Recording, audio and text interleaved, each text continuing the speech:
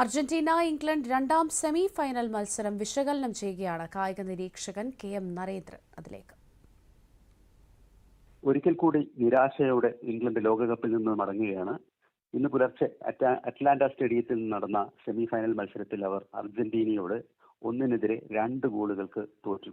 ചാമ്പ്യന്മാരാണ് Argentina എന്ന് നമുക്കറിയാം. എങ്കിൽ പോലും ആ തോൽവി ഇംഗ്ലണ്ടിന് അത്രയൊന്നും ഖ്യാതിയല്ല നൽകുന്നത്. തീർച്ചയായും അവർക്ക് ഒരു മത്സരം കൂടി ബാക്കിയുണ്ട്. 3-ാം സ്ഥാനക്കാരെ കണ്ടെത്താനുള്ള മത്സരത്തിൽ അവർക്ക് ഫ്രാൻസിനെ നേരിടാം. അവർക്ക് 3-ാം സ്ഥാനമെങ്കിലും കിട്ടുമെന്ന് ഏകദേശം ഒന്ന് മോഹിക്കെങ്കിലും ചെയ്യാം. പക്ഷേ ഫ്രാൻസും മോശക്കാരല്ല. ഇന്നലെ ഏകദേശം സമാസമം ആയിട്ടാണ് നടന്നത് 1-ാം പകുതി.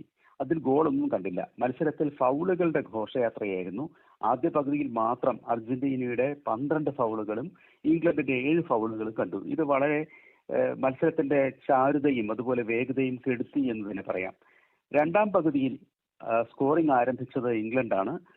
ഇംഗ്ലണ്ട് അർജന്റീനയുടെ വല ചലിപ്പിച്ചു. 55-ാം മിനിറ്റിലായിരുന്നു അത്. മിഡ്ഫീൽഡിൽ നിന്ന് ആരംഭിച്ച ഒരു ഇംഗ്ലീഷ് മുന്നേറ്റം, അത് ബെലിംഗാമിലൂടെ, അത് റൈസിലൂടെ, അവസാനം അത് ലഭിച്ചത് ഗോർഡനാണ്. ഗോർഡൻ അത് മനോഹരമായി അർജന്റീനയുടെ വലയുടെ മൂലയ്ക്ക് എത്തിച്ചു.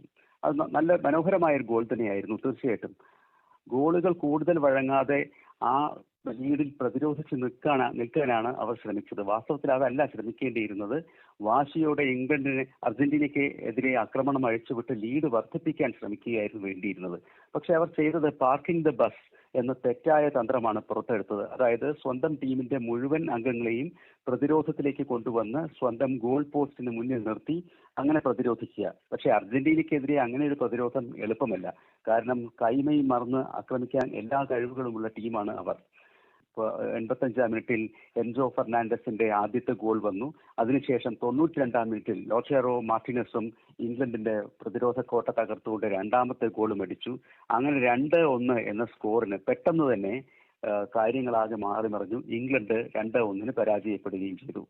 ഇന്നലത്തെ കളിയിൽ മോശമായി, തീരെ ശോഭ കുറഞ്ഞു കളിച്ചു എന്ന് പറയുന്ന ഒരാൾ ഇംഗ്ലണ്ടിന്റെ ക്യാപ്റ്റൻ തന്നെയാണ്, ഹാരി കെയ്ൻ. അദ്ദേഹം ചിത്രത്തിലേ ഇല്ലായിരുന്നു. നേരെ മറിച്ച് മെസ്സി വളരെ ഭംഗിയായി അദ്ദേഹത്തിന്റെ ഡ്രിബ്ലിംഗ് ടാക്ടിക്സും ഒക്കെ വളരെ ഭംഗിയായിട്ട് തന്നെ കാണിച്ചു. മെസ്സി ഏത് സമയത്തും അപകടകാരിയാകാം എന്ന് ഇന്നലെ നമുക്ക് എല്ലാവർക്കും മനസ്സിലായി. ഇന്നലെ മെസ്സിക്ക് ഗോളൊന്നും കിട്ടിയില്ലെങ്കിലും അദ്ദേഹത്തിനെ മാത്രം പിന്തുടരാൻ വേണ്ടി ഇംഗ്ലണ്ടിന് വളരെയധികം ബുദ്ധിമുട്ടേണ്ടി വന്നു. ചുരുക്കത്തിൽ ഇന്നലെ അർഹിക്കുന്ന വിജയം തന്നെയാണ് അർജന്റീനയ്ക്ക് ലഭിച്ചത്.